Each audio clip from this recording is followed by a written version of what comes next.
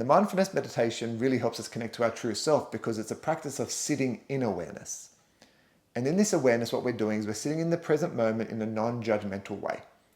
And our job is to focus on our breath. Could be our breath, most likely the breath could be our focus on a sound. I might hear the sound of the air conditioning. Or I might focus on a smell. I might smell roses and just focus on that smell. So it's usually focusing on one of our five senses. And then what our job is to do is whenever my mind gets taken off from what I'm focusing on, so if I'm focusing on my breath, then if my mind gets distracted from my breath, what my job is to do is recognize, oh, my mind went to the sound in the garden next door. I'm going to bring my attention back to my breath. And the more you do that, you'll find that your attention comes back easier and easier. You just get better at catching when you get distracted. More importantly than getting distracted by sounds, though, is really understanding when I get distracted by thoughts or feelings. So it might be that I'm thinking, oh my gosh, I've got to be over there. So oh, there's a thought there. Then let me just come back to my breathing. Oh, I feel an ache in my knee. Yes, there's a pain there.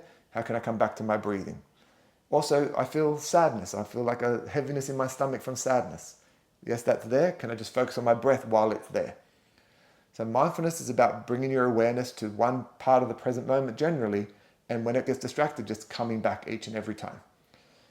So it's about not controlling what's going on, but just allowing it to be and be the observer of what's going on. And the more we practice sitting in that awareness, we're practicing sitting as our true self. We're sitting from a disconnected state that is not getting carried away by our thoughts and feelings at every given moment. And that helps us then decide how we move forward from our true self.